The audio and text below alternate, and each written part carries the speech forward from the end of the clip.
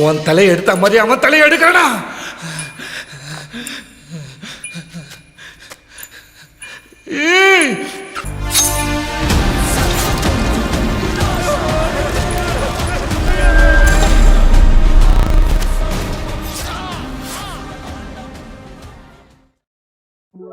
एक फिल्म के ऑब्वियसली बहुत सारे कंपोनेंट्स होते हैं, लेकिन वो तीन मेजर कंपोनेंट्स जो कि एक फिल्म को मेक या ब्रेक करते हैं वो होते हैं डायरेक्शन, राइटिंग और स्क्रीन प्ले। एक ग्रेट फिल्म का कोर होता है एक वेल क्राफ्टेड स्क्रीन प्ले जो कि पूरी फिल्म के ब्लूप्रिंट को सेट करता है, और एक अच्छे स्क्रीन प्ले में जान भरती है द आर्ट ऑफ राइटिंग जो कि एक फिल्म के प्लॉट में कंप्लेक्सिटी, इमोशंस और डेप्थ को ऐड करता है, कैरेक्टर्स को डेवलप करता है और एक फिल्म के टोन को सेट करता है, और इन दोनों चीजों को स्क्रीन पे ट्रांसलेट करता है एक अच्छा डायरेक्शन। और जब ये तीनों एलिमेंट्स एक स्वर में काम करते हैं तो दे हैव द पावर कि वो एक सिंपल प्लॉट को भी एक मास्टरपीस बना सकते हैं, और ऐसा ही कुछ करते हैं डायरेक्टर और राइटर मिथिलन स्वामीनाथन अपनी फिल्म महाराजा के साथ। Because if you look at Maharaja in terms of plot तो ये कहानी है एक बाप की who is a man on a mission अपनी बेटे के परपेट्रेटर्स को सजा देने के लिए। और क्या ऐसा है कि आपने ऐसी कहानी पहले नहीं देखी तो फिर महाराजा को इतना स्पेशल क्या बनाता है? वो ये तीन चीजें हैं, बट मोस्ट इंपॉर्टेंटली कि इन तीन चीजों का इस्तेमाल कैसे होता है ये मैटर करता है, जो मेरे अकॉर्डिंग इंडियन सिनेमा की फिल्म मेकिंग स्ट्रक्चर में अपने आप में एक स्टडी है कि एक ब्रिलियंट स्क्रीन प्ले को डिजाइन कैसे करते हैं, जहां एक फिल्म आपके साथ इस लेवल पर माइंड फक करती है कि आपको एहसास ही नहीं होता। तो आज की वीडियो में हम एक एक करके महाराजा के स्क्रीन प्ले के एस्पेक्ट्स के बारे में बात करेंगे और समझेंगे कि why Maharaja is a master class in this. Video शुरू करने से पहले मैं कहना चाहूंगा कि अगर आपको मेरा काम पसंद आता है तो लाइक बटन को हिट करना ना भूलें, और अगर आप पहली बार यहाँ पे आए हैं तो सब्सक्राइब जरूर से करें। और इस वीडियो से पहले आई वुड हाईली रिकमेंड कि तुम मेरी महाराज की हिडन डिटेल्स वाली वीडियो को चेकआउट जरूर से कर लो। तो शुरू करते हैं, स्टे ट्यून्ड।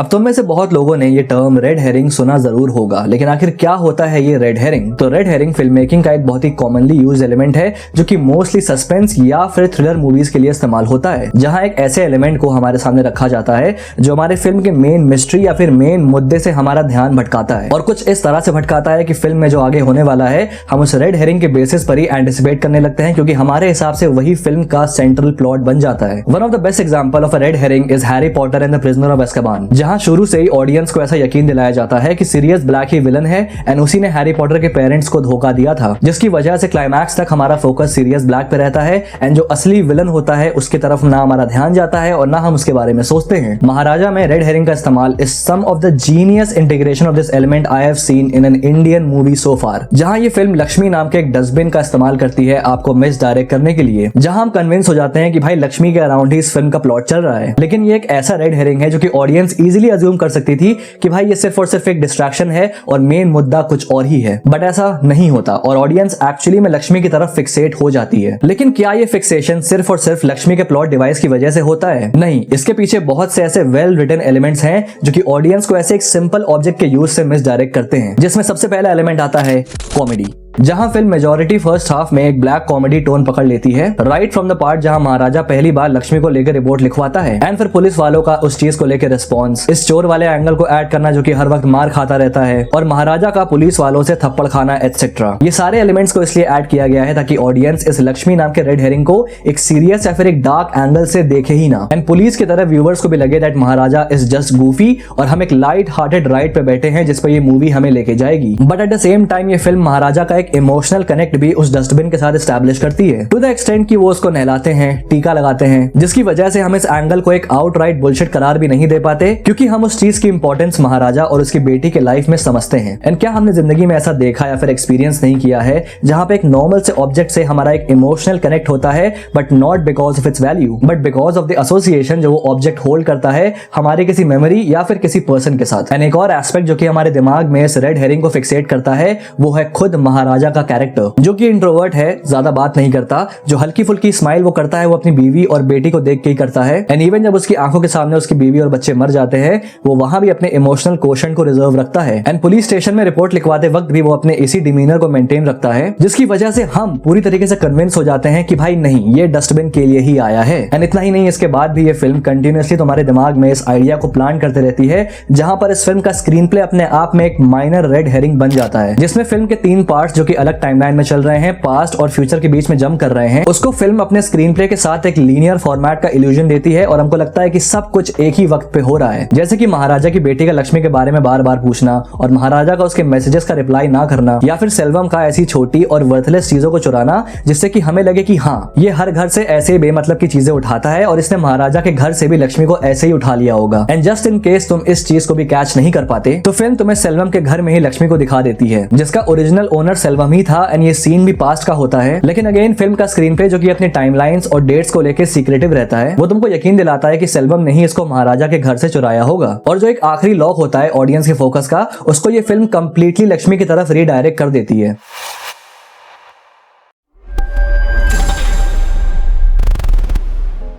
जैसा मैंने वीडियो की स्टार्टिंग में कहा था कि एक अच्छी राइटिंग कैरेक्टर्स को भी डेवलप करती है, महाराजा के केस में the nuances which have been used to design the characters is something worth admiring. शुरू करते हैं फिल्म के दो सेंट्रल कैरेक्टर्स महाराजा और सेल्वम के साथ, जिनको एक कॉमन फैक्टर कनेक्ट करता है कि वो दोनों के दोनों एक बाप हैं। लेकिन ये फिल्म हमें दिखाती है कि एक हॉरिफाइड मैन है और दूसरा एक हॉरिबल मैन है। एक तरफ एक बाप जो कि शांति से मेहनत में यकीन रखता है और अपनी बेटी के ऊपर प्राइड फील करता है और जो है उसमें एक सस्टेनेबल लाइफ जीता है। दूसरी तरफ एक बाप जो कि ज्यादा मटेरियलिस्टिक टर्म्स पे सोचता है एंड अपने मीन्स को पूरा करने के लिए हैवानियत की हदें पार करता है। इन दोनों का पर्सनल लॉस के साथ भी डील करने में हमको एक विजिबल कॉन्ट्रास्ट नजर आता है। एक कंस्ट्रक्टिव तरीका इस्तेमाल करता है और एक डिस्ट्रक्टिव। जहां महाराजा अपनी फैमिली खोने के बाद किसी दूसरे की बेटी को अपनाता है और उसकी टूटी जिंदगी समेटता है, वहीं सेल्वम अपनी फैमिली को खोने के बाद फिर से अपने उसी खूनी और हैवानियत के रास्ते पे चला जाता है। अब मैं यहाँ पर स्पेसिफिकली महाराजा के कैरेक्टर के बारे में बात करना चाहता हूँ। And obviously the complete credit goes to Vijay Sethupathi, जो महाराजा को as an unusual character present करते हैं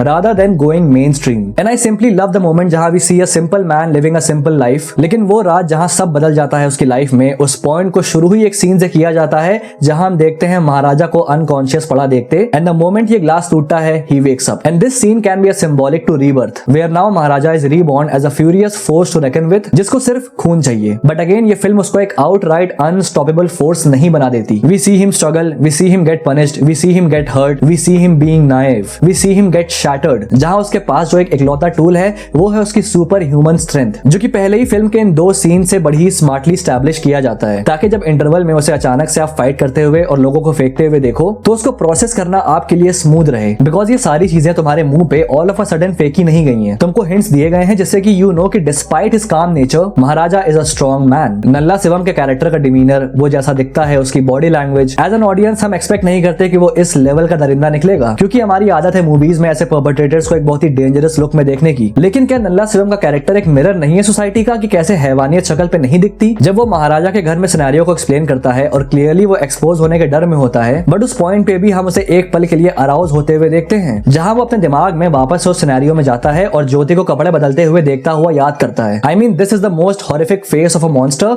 जो फिजिकली नहीं मेंटली हॉरिफिक है। एंड आई रियली लव्ड कि ये सांप भी एक कितना इंपॉर्टेंट सिंबॉलिक एलिमेंट है इस फिल्म का, जहां ये सांप ऐसे महाराजा को ऑब्जर्व करता है, सिंबलाइजिंग नल्ला शिवम जिसने महाराजा पे नजर रखी हुई थी, और फिर ये सांप महाराजा को बिना काटे चला जाता है, सेम उस तरह से जिस तरह सेल्वम उसे बिना मारे चला जाता है। और जाते जाते ये सांप इस कैंडल को गिरा के तोड़ के जाता है, जो कि शीशे में होती है। कैंडल ज्योति जो कि सिंबलाइज करता है उसकी बेटी को, जिसको वो लोग फिजिकली और मेंटली तोड़ के चले जाते हैं। फर्स्ट हाफ में महाराजा सांप को पकड़ लेता है लेकिन उसे मारता नहीं है, सिमिलरली जैसे महाराजा सेल्वम को पकड़ लेता है लेकिन उसको मारता नहीं है। एक और मेटाफोरिकल वे में ये सांप सेल्वम को रिप्रेजेंट करता है, और वो है इस सांप का नेचर, जहां पर एक सांप अपने ही बच्चों के अंडों को नहीं पहचानता है और उसे खा जाता है। सिमिलरली जैसा सेल्वम ने ज्योति के साथ किया, महाराजा की बेटी Jyoti also has some noteworthy nuances, specially film के लास्ट सीन में जहां she wants to confront Selvam, and despite उसके साथ जो हुआ she decides to hold on her own, जो कि मेरे हिसाब से डिफाइन करता है कि कैसे हमें इस कैरेक्टर को परसीव करना चाहिए और कैसे नहीं। आई मीन कितनी ऐसी फिल्में हैं ऐसे सिमिलर टॉपिक पे जहां पर एक औरत अपने केयर टेकर या फिर अपने प्रोटेक्टर से कहती है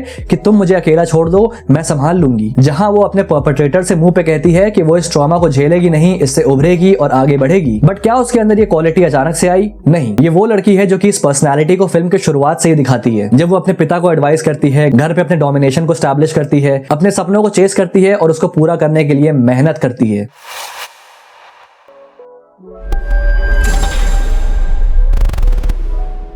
ऑफ कोर्स महाराजा एक रिवेंज ड्रामा है, लेकिन अगर एक फिलोसॉफिकल पॉइंट ऑफ व्यू से देखो तो इसका नैरेटिव अपने आप में एक डिफरेंट एंटिटी है जो अपने फेस वैल्यू से कुछ बहुत ज्यादा ऑफर करती है। अपने old boy style climax, Vijay Sethupathi और अनुराग कश्यप की परफॉर्मेंसेस को सब साइड करके व्हाट ट्रूली स्टैंड्स आउट कि निथिलन स्वामीनाथन हमारे सामने इस पेट्रियार्कल सोसाइटी में एग्जिस्ट करने वाले एक ऐसे पर्सपेक्टिव को हमारे सामने रखते हैं जो सेक्सुअल असॉल्ट विक्टिम या सर्वाइवर्स के प्रति है, एंड जो सामाजिक क्रूरतियां हैं उनको कन्फ्रंट करती है बिना प्रीची हुए, सिर्फ एक रिवेंज ड्रामा के भेस में। अब परपेट्रेटर्स के लिए सेक्सुअल असॉल्ट एक सेक्सुअल डिजायर से ज्यादा उनके लिए पावर की बात होती है, जहां पर अपने विक्टिम को डोमिनेट करके वो एक पावर फील करते हैं। और जो सर्वाइवर्स या विक्टिम होते हैं उनको एक डिस्पोजेबल ऑब्जेक्ट की तरह ट्रीट किया जाता है, सिमिलरली एक डस्टबिन की तरह, जो लक्ष्मी को एज अ प्लॉट डिवाइस एक अलग ही फिलोसॉफिकल मीनिंग देता है, जो कि हम इस सीन से समझते हैं, जहां निथिलन स्वामीनाथन एग्जैक्टली हमें दिखाते हैं कि जो वैशी होते हैं वो कैसे औरतों को डीह्यूमनाइज करते हैं। इस सीन में नल्ला शिवम कहता है कि इतनी सी बात पे कोई केस करता है क्या? ऑल्दो फिल्म ऐसा प्रोजेक्ट करती है कि यहाँ पर वो डस्टबिन की बात कर रहा है, बट इन रियलिटी वो अपने सेक्सुअल असॉल्ट को इतनी सी बात कह रहा है। I mean, उसके नजर में ये इतनी सी बात है। वो जस्टिफाई तक करता है कि वो देखने में सुंदर थी एंड इतना रीजन काफी है।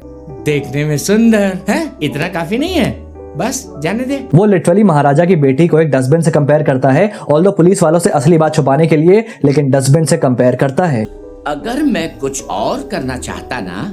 तो उस कूड़े के डिब्बे को ऐसे मसल के फेंक सकता था। तू भी यहीं पर रहने वाला है और मैं भी यहीं रहने वाला हूँ, और वो तेरा सड़ा हुआ कूड़े का डिब्बा भी। कहीं ना कहीं एक रेमिनिसेंट है इस बात का कि कैसे सोसाइटी और परपेट्रेटर्स एक रीजन ढूंढ लेते हैं सेक्सुअल असॉल्ट विक्टिम्स को ब्लेम करने का, कि कैसे उनके विक्टिम का जो कंडक्ट था, या वो कैसे थे, या वो कैसा पहनावा था उनका, उसकी वजह से हमसे ये क्राइम हो गया, एंड कैसे वो सर्वाइवर्स को इंटिमिडेट करते हैं लीगल हेल्प के अगेंस्ट। सोसाइटी डराती है कि भाई लोग क्या कहेंगे, और कल्प्रिट्स कहते हैं कि हम तुम्हारी जान ले लेंगे, जैसे कि नल्ला शिवम भी धमकी देता है महाराजा को। एंड किसी तरह से एक औरत इस ड्रामा से उभरती है तो हमारा जस्टिस सिस्टम उनको वापस से घसीट के इस अंधेरे में ले आता है। वही जस्टिस सिस्टम जो कि सरप्राइजिंगली असॉल्ट करने वालों की तरफ बहुत ही लीनियंट है। I mean, महाराजा का डस्टबिन वाली कहानी सुनाना एंड पुलिस वालों का उसे आइदर मजाक उड़ाना या इरिटेट होकर उसकी बात को बीच में ही काट देना, कोई लीगल असिस्टेंस ना देना या फिर कोई एम्पैथी ना दिखाना, एक सिंबॉलिक रिप्रेजेंटेशन है हमारी सोसाइटी और हमारे लॉ सिस्टम्स का सेक्सुअल असॉल्ट विक्टिम्स के प्रति। जहां फिल्म में तो वो एक्चुअली डस्टबिन की कहानी को नकार रहे होते हैं, लेकिन रियल सोसाइटी में हम इन विक्टिम्स की पीड़ा को उस डस्टबिन वाली कहानी समझ के ही नकारते हैं। हालांकि समाज का आईना सामने रखने के बाद निथिलन स्वामीनाथन रुकते नहीं है। वो सेम पुलिस ऑफिसर जो कि महाराजा से बेनिफिट लेना चाहते थे,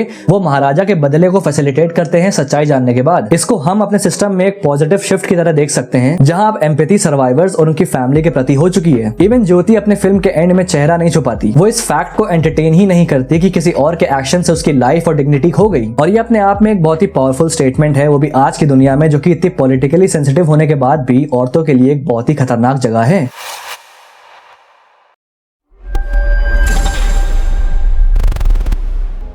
महाराजा का screenplay feels as brilliant as you study it more. ये सिंपली एक फिल्म है about actions resulting in disasters consequences. एक आदमी एक सलून में जाके एक फोन कॉल करता है and that leads to a chain of disturbing events. In fact film शुरू भी एक अंताक्षरी के गेम से होती है, अ चेन ऑफ सॉन्ग्स जो कि एक से दूसरे पे जाते हैं। ये फिल्म भी एक सिंपल सॉन्ग है जो वक्त चलते वाइल्ड होते जाती है, and at the end every pain and suffering जो कि एक सैटिस्फाइंग एंड पे आता है, जहां गुनहगार पहले मेंटली खत्म होता है फिर physically. And I also love this scene जहां पे उसकी बेटी के कदमों पर सेल्वम का खून आता है। यहाँ पर बेटी के जो पैरों के निशान है वो सिंबलाइज करते हैं कि कैसे जो उसका एथलेटिक करियर है वो खत्म हो चुका है क्योंकि उसकी टांग टूट चुकी है, और जो उसके ऊपर खून आता है सेल्वम का, वो ये बात सिंबलाइज करता है कि उसके अपने खुद के खून ने उसके करियर को खत्म किया। But at the and all of it makes a winning song. तो भाई यहाँ पर खत्म होता है एनालिसिस। बाकी तुम्हारे क्या थॉट्स है मुझे कमेंट बॉक्स में लिख के जरूर से बताना, और हाँ अगर वीडियो पसंद आए तो लाइक कर देना, और अगर पहली बार यहाँ पे आए तो सब्सक्राइब करना मत भूलना ऐसी और वीडियोस के लिए। Till then this is your pop culture net signing off. Will see you guys in the next video and thanks for watching.